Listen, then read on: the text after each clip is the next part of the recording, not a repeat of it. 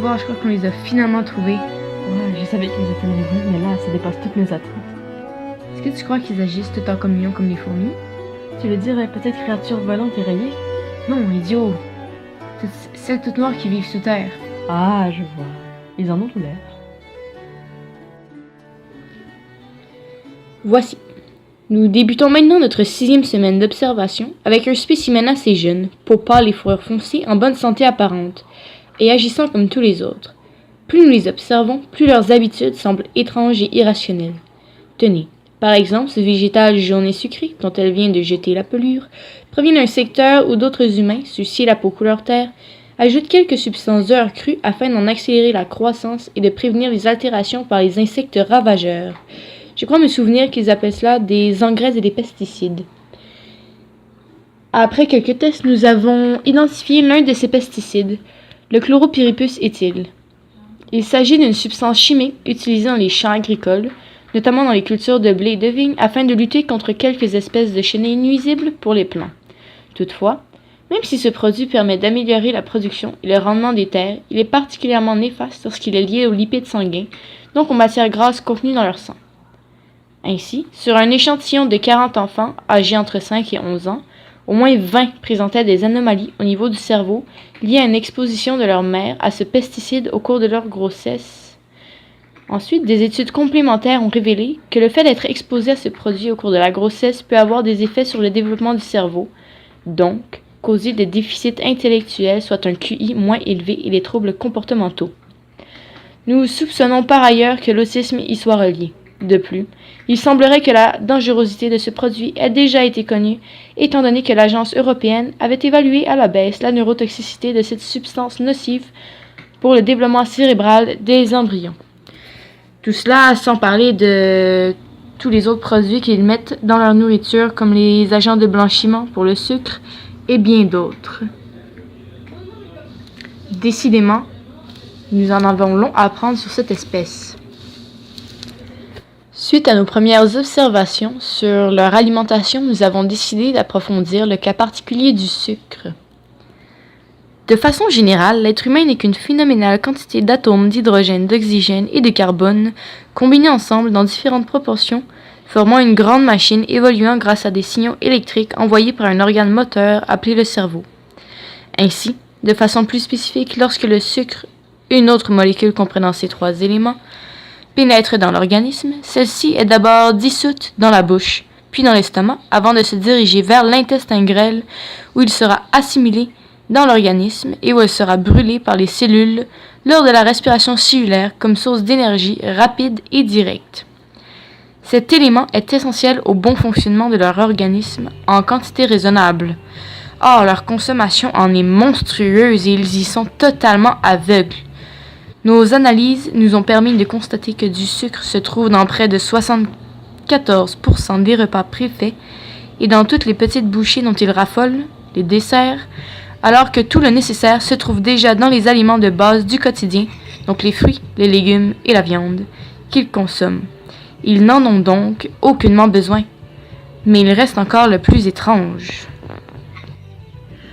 Au fil du temps, ces créatures se sont rendues compte que le sucre, aussi appelé glucose, activait leurs récepteurs sensoriels buccaux qui activaient le système de récompense à base de dopamine qui les rend complètement accros comme à de la drogue. Mais à la place de remédier au problème, ils se vautrent dedans tels des porcs dans de la boue.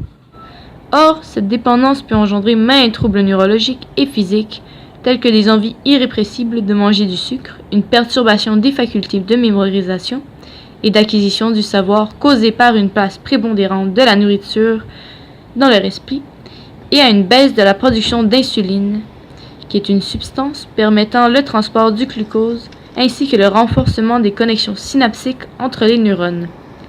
Cette baisse est due à une résistance et à une accoutumance au sucre. Ainsi, non seulement leur cerveau est-il plus lent, mais en plus, la baisse du taux d'insuline engendre une mauvaise régulation du taux de glucose dans le sang et peut alors engendrer certaines maladies telles que l'obésité, des troubles cardiovasculaires, ainsi que le diabète de type 2, lequel peut engendrer d'autres inconvénients tels que la mauvaise humeur, la fatigue, la confusion, tous liés au brusque variations de glucose dans l'organisme, en plus de causer une détérioration du système immunitaire, du système excréteur, des yeux et un engourdissement des extrémités du corps telles que les pieds et les mains. Décidément, plus nous les observons, plus ces êtres nous semblent étranges. On dirait qu'ils ont à cœur leur autodestruction. Nous en sommes présentement à notre 15e semaine d'observation et nous avons découvert un autre phénomène bien curieux de leur mode de vie. Au départ, nous pensions que les bâtons lumineux qu'ils installent partout, ainsi que les globes qu'ils accrochent en guise d'éclairage dans leurs habitations, n'étaient que l'une de leurs fantaisies, telles que les mégastructures ou les cadres colorés qu'ils ont l'habitude d'accrocher au mur.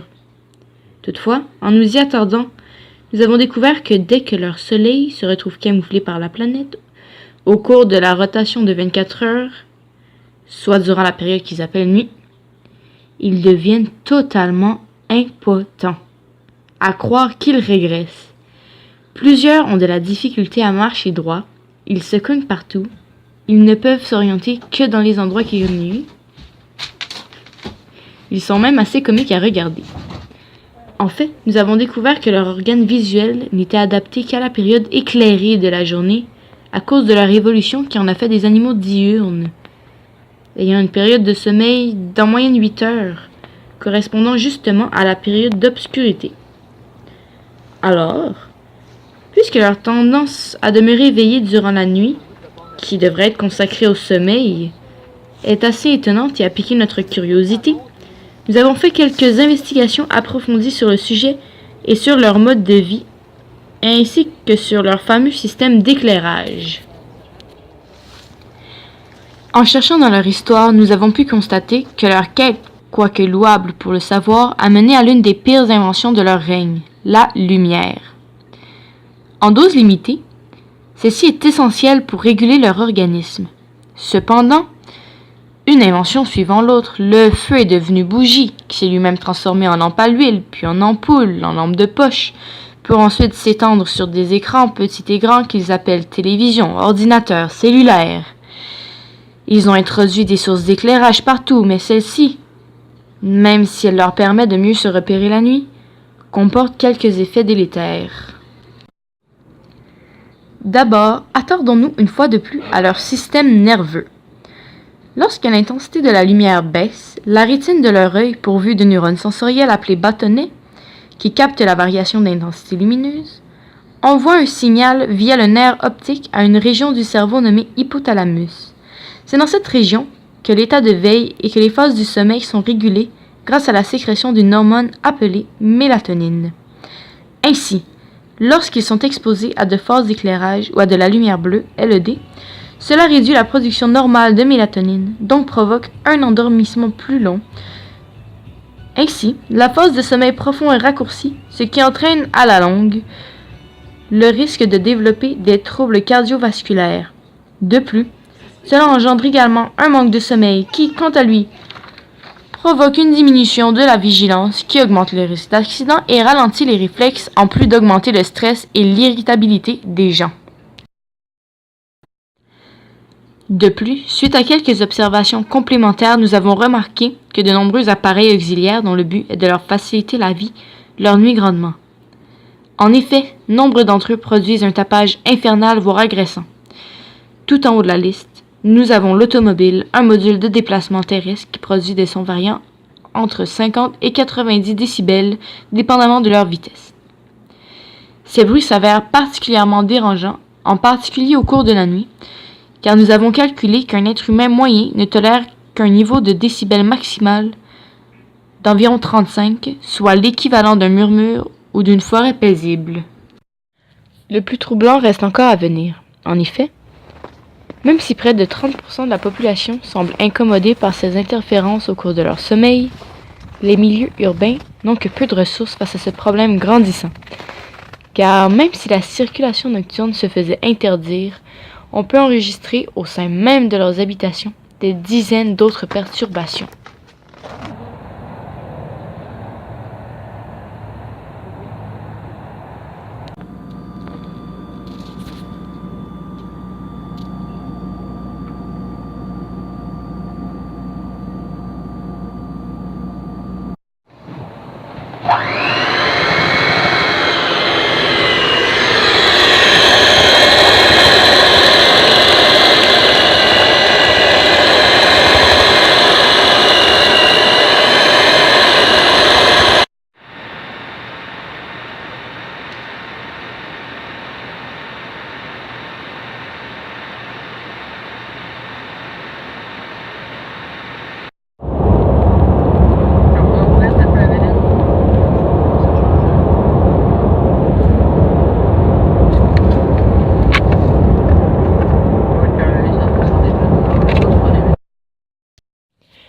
Il est par ailleurs intéressant de noter que selon leur perception, à chaque fois qu'un son double d'intensité, il n'augmente que de 3 décibels et que les bruits de leur environnement deviennent rapidement insupportables. Ainsi, entre 0 et 20 décibels, ils ne perçoivent rien. Entre 20 et 40 décibels, l'environnement est considéré comme étant calme. Entre 40 et 60 décibels, il demeure somme toute agréable. Entre 60 et 80 décibels, il s'agit du seuil de tolérance à long terme. À ce stade, les bruits commencent à les rendre irritables et à affecter leur concentration. Entre 80 et 100 décibels, les sons sont définitivement fatigants et irritants, alors qu'ils leur sont pénibles entre 100 et 120 décibels. De 120 à 140 décibels, les sons les mettent à risque de devenir sourds, et au-delà, ils deviennent littéralement dangereux, pouvant causer une perforation de leur tympan, un organe sensoriel situé de chaque côté de leur tête, dont la membrane vibre selon la fréquence et l'intensité des ondes sonores, qui, ne l'oublions pas, sont des ondes mécaniques qui entament le mouvement des particules d'air. Une autre particularité. De nombreux spécimens utilisent jour et nuit certains appareils diffusant une série de sons et paroles rythmées qu'ils appellent musique. Celle-ci est reliée à leurs oreilles via un fil métallique recouvert de matière plastique ou de caoutchouc qu'ils insèrent dans leurs oreilles. Majoritairement utilisée par les individus jeunes et en fin de croissance, cette habitude généralisée est particulièrement alarmante, car ils peuvent s'injecter jusqu'à 100 décibels de leur plein gré et donc se causer volontairement des dommages auditifs permanents. Ainsi, quelques-uns de leurs chercheurs ont dénoté que les jeunes individus de leur population souffraient d'une diminution des capacités auditives plus rapide et importante que la normale et donc deviennent sourds plus jeunes que leurs ancêtres. Nous pourrions nous étendre longuement sur le sujet, mais puisque notre séjour sur Terre arrive à son terme, nous n'aurons pas le temps d'effectuer d'autres études comportementales. C'est donc ainsi que nous mettons fin à notre voyage et à nos expérimentations. Ce que nous avons découvert au cours de ce voyage à propos de l'espèce humaine dépasse toutes nos attentes. Il s'agit d'une espèce extrêmement résiliente qui a su s'adapter encore et encore pour traverser une ère glaciaire, puis pour surmonter les difficultés apportées par le climat parfois glacial, parfois aride de leur planète. Ils ont fait preuve d'ingéniosité, ont créé des technologies leur permettant de prendre leur envol et de nager au plus profond des océans. Mais ils ont commis nombre d'erreurs durant leur quête du progrès, et celles-ci risquent bien de mener à leur perte.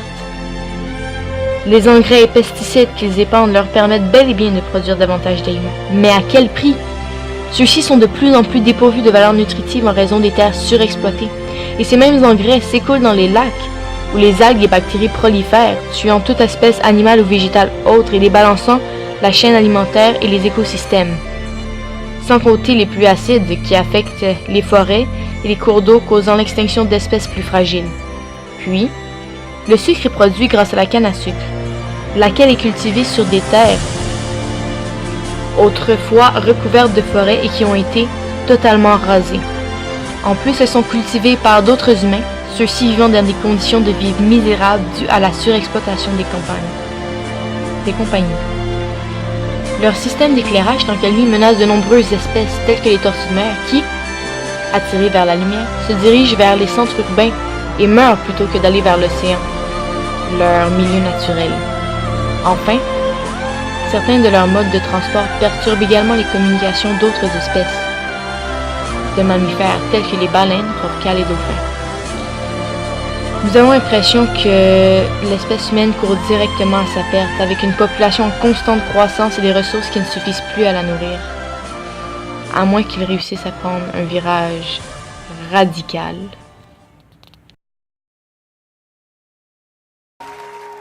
Ne tuons pas la beauté du monde.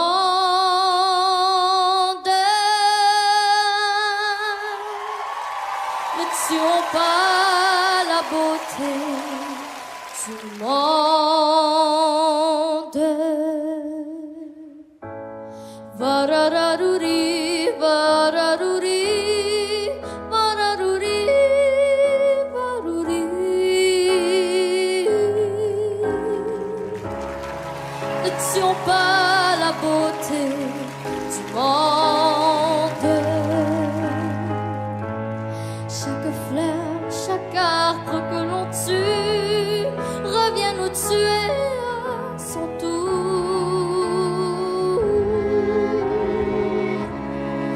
n'étions pas la beauté du monde. Faisons de la terre un grand jardin pour ceux qui viendront